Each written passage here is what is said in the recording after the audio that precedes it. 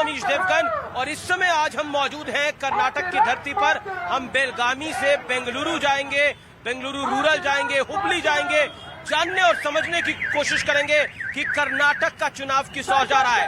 यानी जय बजरंगबली का मुद्दा कितना बड़ा है, बीजेपी के ऊपर जो आरोप लग रहा है 40% कमीशन वाली सरकार है, वो मुद्दा कितना बड़ा है, लिंगायत किसके साथ है, वो कलिंगा किसके साथ है, आरक्षण का मुद्दा किस तरफ जा रहा है। आज हम पूरा दिन बिता रहे हैं केंद्रीय गृह मंत्री और बीजेपी के बड़े नेता अमित शाह के साथ।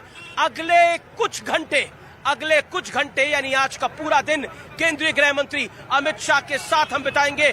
जानने और समझने की कोशिश करेंगे कि कर्नाटक का चुनाव किस ओर जा रहा है, क्योंकि ये चुनाव हाई प्रोफाइल चुनाव बन गया है। बीते कई दशकों में कर्नाटक में कोई भी सरकार रिपीट नहीं हुई है। भारतीय जनता पार्टी को आज तक यहाँ पर 110 सीटों से ज्यादा नहीं मिले हैं, यानी अपने बूते बहुमत नहीं मिला है। क्या इस बार गेम बदल सकती है, जैसी उत्तराखंड और उत्तर प्रदेश में बदली, सरकार रिपीट हो जाए बीजेपी की, या फिर कांग्रेस का साउथ का किला बच सकता है और कांग्रेस यहाँ पे वापसी कर सकती है। तमाम सवालों के जवाब ढूंढने की कोशिश करेंगे केंद्रीय गृह मंत्री अमित शाह के साथ। आज का हम पूरा दिन बिताने जा रहे हैं व्यूअर्स।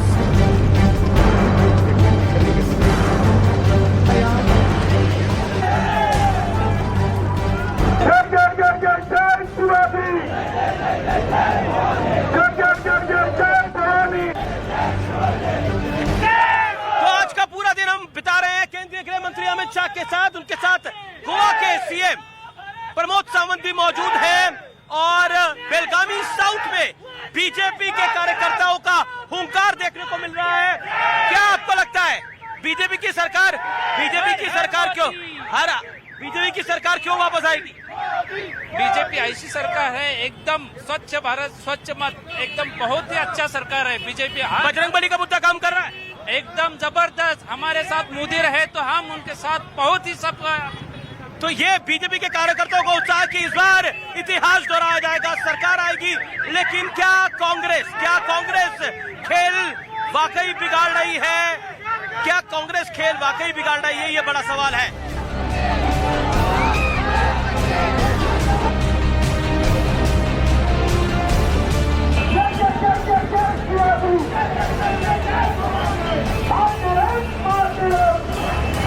हमारे साथ इस समय मौजूद हैं केंद्रीय गृह मंत्री अमित शाह। हम सीधा उनका रुख कर सकते हैं। 50 से ज्यादा आप लगभग रोड शो रैली कर चुके हैं, कार्यक्रम कर चुके हैं। अमित शाह जी, कैसा नजर आता है आपको जब आपने चुनाव प्रचार यहाँ शुरू किया था और आज की तारीख में?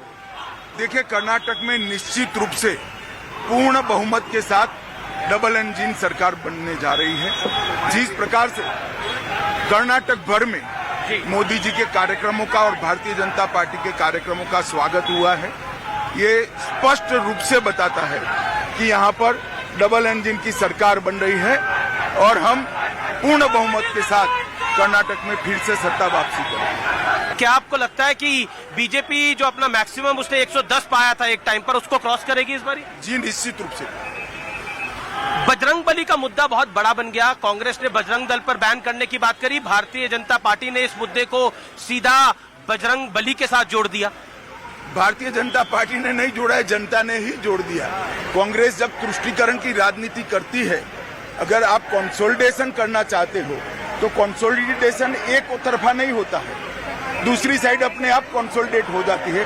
वो एक साइड कंसोलिडेट कर गए, जनता ने पूरा कंसोलिडेशन कर दिया, अब परेशान है।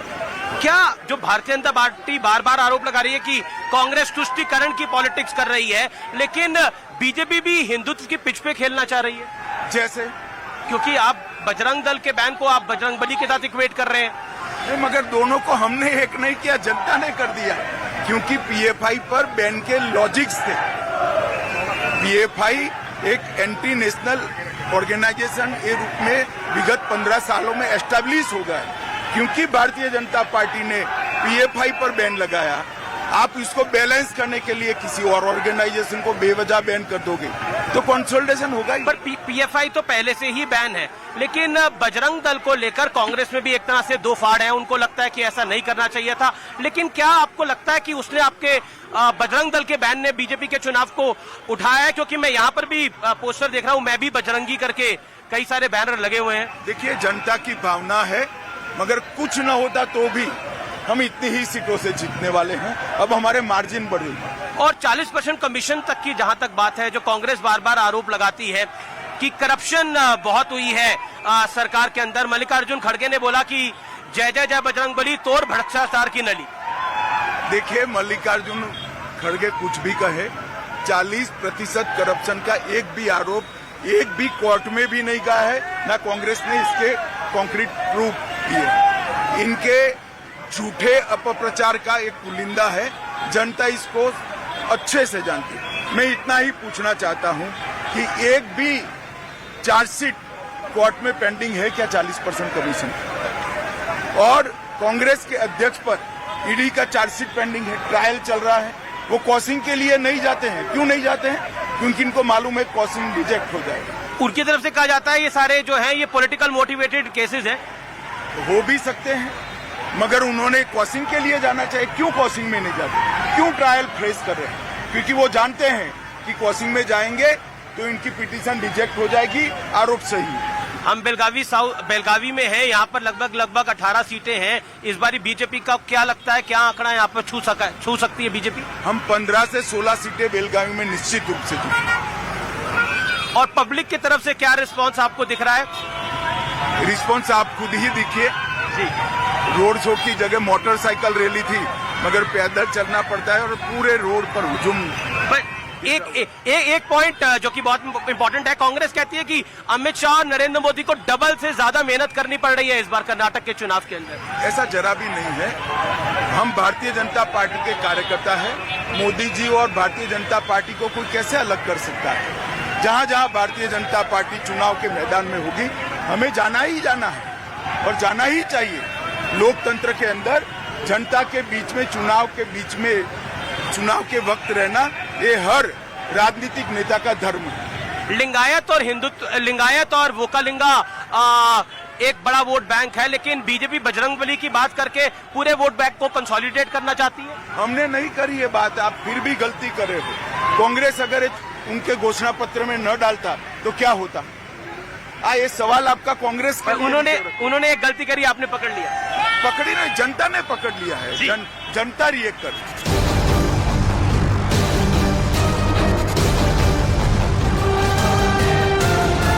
हम मौजूद हैं यहाँ पर बेलगामी साउथ में और यहाँ पर रोड शो को कवर कर रहे हैं गृह मंत्री अमित शाह के। यहाँ पर लोगों ने पोस्टर लगा रखे हैं, यानी ये पोस्टर लेके चल रहे हैं, मैं भी बजरंगी। क्या मतलब? कि हम बजरंगी के सपोर्टर्स हैं। मीपन बजरंगी, मीपन बजरंगी, नानू बजरंगी, नानू बजरंगी, मीपन बजरंगी, मैं भी बजरंगी। क्या बजरंगी। क्या आपको लगता है? आपको है हिंदुत्व, लेकिन ये चुनाव तो विकास पे नहीं होना चाहिए। विकास पे है, मगर बजरंग दल को बैन करने वाले कांग्रेस, इसलिए मैं भी बजरंगी। हम बैन नहीं होने देंगे, हम हिंदुत्ववादी है। बजरंगी बजरंगी। हिंदुस्तान में हिंदू को छोड़ के विकास नहीं हो सकता, हिंदू को लेके ही विकास करना पड़ेगा। देश तो संविधान से चलता है ना। अरे देश संविधान तो संविधान हिंदू को अलग और मुसलमान के लिए अलग नहीं है। संविधान सभी के लिए एक है और सब लोग हिंदुस्तान में हिंदुओं को लेके चलना पड़ेगा। तो ये माहौल है, क्योंकि कांग्रेस ने जो बजरंग दल को बैन के बाद की बात करी, उसने चुनाव को क्या टर्न कर दिया है? क्या वो एक टर्निंग पॉइंट साबित हो रहा है? ये एक बहुत बड़ा सवाल है। आज उसी का हम रियलिटी चेक करने के लिए कर्नाटक की जमीन पे उतरे हैं, बेलगामी में उतरे हैं, बताने और समझाने की कोशिश कर रहे हैं आपको व्यूअर्स कि आखिर इसका ग्राउंड जीरो पर यानी जमीन पर कितना असर है। आप देख रहे हैं कि बीजेपी कार्यकर्ताओं में एक अलग सा एंथुसियाज्म है। क्या कांग्रेस ने एक बड़ी गलती कर दी है? ये तो नतीजे बताएंगे 13 मई को, लेकिन निश्चित तौर पर बीजेपी का कैडर एनर्जाइज जरूर है, इसमें कोई दरार नहीं है। ये केंद्रीय गृह मंत्री का रोड शो के अंदर हम देख रहे हैं कि लोगों की भीड़ है और लोगों में एक जोश है।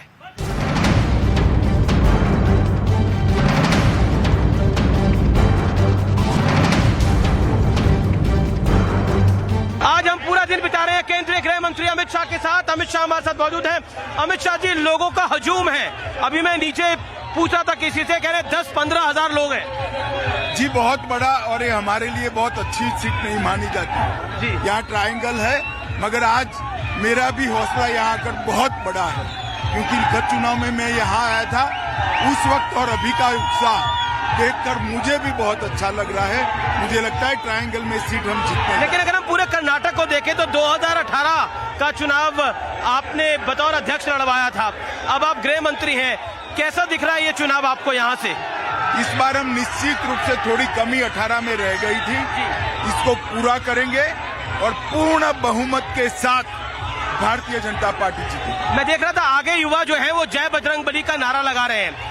क्या आपको लगता है बजरंग बली, अब ये जो मुद्दा है जो कांग्रेस ने अपनी मैनिफेस्टो में डाला, बीजेपी ने फिर उसको पकड़ा, अब ये आपके कार्यकर्ताओं को बहुत एनर्जाइज कर रहा है, खासतौर पर युवा कार्यकर्ता को? मैं आपसे थोड़ा डिफर होता हूँ। कांग्रेस ने बजरंग बली का अपमान मैनिफेस्टो में किया वो तो सही है, मगर बीजेपी ने नहीं पकड़ा है, कर्नाटक की जनता ने पकड़ लिया। सैकड़ों लोग बजरंग बली का मुखौटा लगाकर आए हैं और बजरंग बली की जय के नारे लगा रहे हैं। ये कोई पॉलिटिकल लोग नहीं है, जनता है। जनता अपने आप को ऑफेंड मानती है। लेकिन क्या जैसे प्रधानमंत्री ने बोला जय बजरंग बली का नारा लगाकर आप मतपेटी में अपना वोट डालिए, दूसरी तरफ असद ओवैसी ने बोला कि हम भी बोलेंगे अल्लाह अकबर का नारा लगा के मतपेटी में वोट डालिए। किसी ने भारतीय जनता पार्टी की ओर से किसी भी धर्म का अपमान नहीं किया है। कांग्रेस ने तुष्टीकरण की राजनीति के तहत हनुमान जी की जन्मस्थली में अपमान करने का काम किया है। मैं मानता हूं जनता में इसका बहुत बड़ा रिएक्शन है।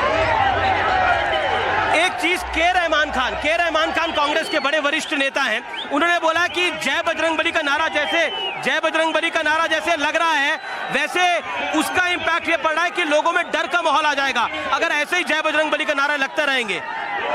देखिए, बजरंग बली के नारे से मुझे मालूम नहीं है किसको डर लगता है और रहमान साहब को क्यों डरना चाहिए। ये लोग अपनी भावनाएं व्यक्त कर रहे हैं, इससे किसी को डरने की जरूरत नहीं। बात परिवारवाद की होती है, बीजेपी आरोप लगाती है कि कांग्रेस परिवारवादी पार्टी है, जेडीएस परिवारवादी पार्टी है, लेकिन आपने भी कई बेटों को टिकट दिया है, येदियुरप्पा जी के बेटे मैदान में है। देखिए, अमित जी, टिकट अलग बात है, परिवारवाद किसको कहते हैं? देवगौड़ा जी, कुमार स्वामी, रेवन्ना जी, उनकी पत्नी, दोनों की पत्नी, दोनों के बेटे, ये सारे चुनाव में। दूसरी ओर जवाहरलाल नेहरू, इंदिरा गांधी, राजीव गांधी, राहुल गांधी, सोनिया गांधी, राहुल गांधी और प्रियंका गांधी। पार्टी की कमानी ही परिवारों के हाथ में, जैसे मुलायम सिंह, अखिलेश जी, जैसे लालू जी, तेजस्वी जी। भारतीय जनता पार्टी में ऐसी परिस्थिति नहीं है।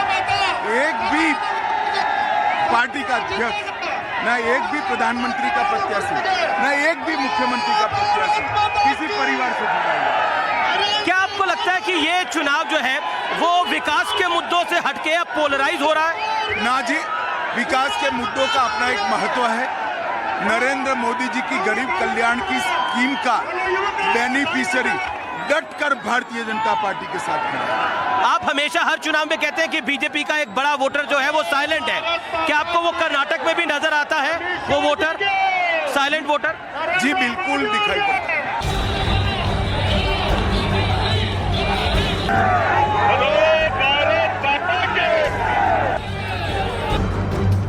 आज हम सुबह से पूरा दिन बता रहे हैं केंद्रीय गृह मंत्री अमित शाह के साथ, उनके साथ अब हम बेंगलुरु रूरल में है और आप देख सकते हो पीछे क्रेन पर एक माला लटकी हुई है जिसको कुछ देर में गृह मंत्री अमित शाह को पहनाया जाएगा।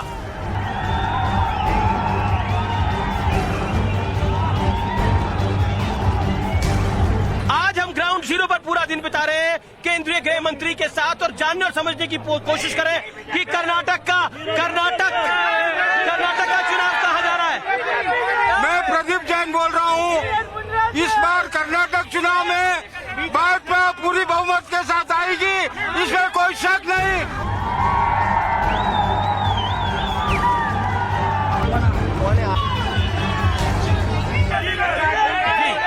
बजरंग बली का मुद्दा कितना बड़ा है? बजरंग बली का मुद्दा बहुत बड़ा है। इस बार जो कांग्रेस ने खुदकुशी कर दिया है कर्नाटका में, जो एंटी इनकम्बेंसी था पूरा निकल गया है, रिवर्स हो गया है इधर पूरा। जो कांग्रेस में पहले से शामिल हुआ है वो सब आके। पर विकास के मुद्दे पे बात नहीं होनी चाहिए, बजरंग बली पे क्यों बात हो रही है? वो भी हो रहा है ना, पहले वो भी हो रहा था ना, वो विकास मुद्दे में ये भी आ गया ना, ये भी विकास की बात है ना। लेकिन आप लोग तो युवा हो, क्या आपको लगता है कि विकास का मुद्दा महत्वपूर्ण है, बजरंग बली का मुद्दा महत्वपूर्ण? दोनों ही मुद्दे महत्वपूर्ण है। बजरंग बली का मुद्दा तो बजरंग बली से बड़ा महत्वपूर्ण है। जितने बड़े बजरंग बली है उतना ही बड़ा ये मुद्दा। मतलब बजरंग बली का मुद्दा बजरंग बली से ज्यादा महत्वपूर्ण है, आप कह रहे हैं? बहुत महत्वपूर्ण। बजरंग बली है तो हम सब है भाई। बिल्कुल बिल्कुल, और बजरंग बली जितने बड़े हैं उतना ही बड़ा ये मुद्दा भी है। चलिए तो लोगों जी आपने कई चुनाव देखे होंगे, you have seen many election. निर्माण करने वाला है ये अपने जगत को, भारत का उत्तर चलने वाला आदमी है। तो Bajrang Bali, you are saying Bajrang Bali topic is big one. अब बजरंग बली के आज तक गवर्नमेंट आ रहा है, अब बजरंग के नाम के ऊपर के आज गवर्नमेंट आ रहा है। तो यहाँ पर लोगों का कहना है कि बजरंग बली के ऊपर ये सरकार वापस आ रही है, ये कहना है। सेल्फी लेंगे आपके साथ, चलिए। मुझे खुशी हुई जान के कि कर्नाटक में भी लोग आर पार को जानते हैं, न्यूज 18 को देखते हैं। आपका बहुत बहुत शुक्रिया। आज का पूरा दिन बिता रहे हैं हम ग्राउंड जीरो पर। हल्की हल्की बारिश शुरू हो गई है, तो माहौल चुनाव यहाँ पर थोड़ा ठंडा है। दिल्ली जितनी गर्मी नहीं है, लेकिन राजनीतिक यानी सियासी पारा जोरदार तरीके से आई है। आज का पूरा दिन बिता रहे हैं हम कर्नाटक के ग्राउंड जीरो पर। बेलगामी से लेकर हम लगातार हुबली और हुबली से बेंगलुरु रूरल और अब बेंगलुरु सिटी में हम जाएंगे। जानने और समझने की कोशिश कर रहे हैं नब्ज चुनाव की। ये चुनाव कहां जा रहा है, यानी कुल मिलाकर क्या भारतीय जनता पार्टी कर्नाटक का जो अपना दरवाजा है उसको एक बार दोबारा खोल रही है? ये बड़ा सवाल है जो 13 मई को नतीजे सामने आएंगे।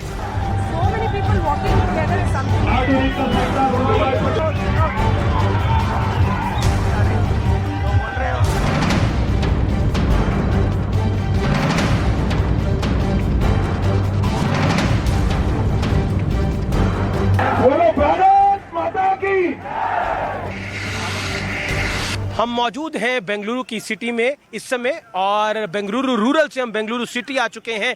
एनेकल सीट है ये जहां पर हम मौजूद हैं। आज सुबह से हम पूरा दिन बिता रहे हैं ग्राउंड जीरो पर गृह मंत्री अमित शाह के साथ। जानने और समझने की कोशिश कर रहे हैं कि कर्नाटक का कुछ चुनाव कहां जा रहा है। प्रधानमंत्री मोदी ने बड़ा हमला बोला है। प्रधानमंत्री मोदी ने कहा है कि कुल मिलाकर ये जो राज परिवार है यानी कांग्रेस का गांधी परिवार है, ये देश को बांटना चाहता है और विदेशियों को लेके आना चाहता है, यानी विदेशी एजेंसीज का इंटरफेयर चाहता है। ये बड़ी बात बोली है क्योंकि सोनिया गांधी के सॉवरेनिटी वाले कमेंट पर ये रिएक्शन आया है। इसका क्या इंपैक्ट होगा अब जब वोटिंग होगी उस पर, यह देखने वाली बात होगी। यानी ग्राउंड पर क्या इंपैक्ट है वो जानने और समझने की अब कोशिश करेंगे।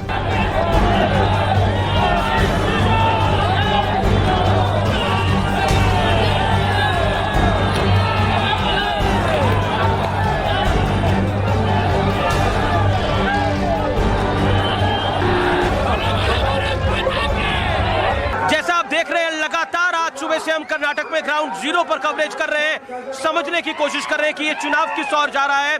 लेकिन अब हम बेंगलुरु सिटी में हैं और अमित शाह जो कर्नाटक में लगभग 50 से ज्यादा प्रोग्राम कर चुके हैं, 50 से ज्यादा कार्यक्रम कर चुके हैं, यानी हाफ सेंचुरी मार चुके हैं। अब ये चुनाव किस मोड़ पर जा रहा है वो देखने वाली बात होगी। लेकिन क्राउड जो है वो जय श्री राम और जय बजरंग बली के नारों को लगा रहा है। आप देख सकते हैं कितना जोरदार उत्साह है। जय बजरंग बली के नारे लग रहे हैं, जय श्री राम के नारे लग रहे हैं।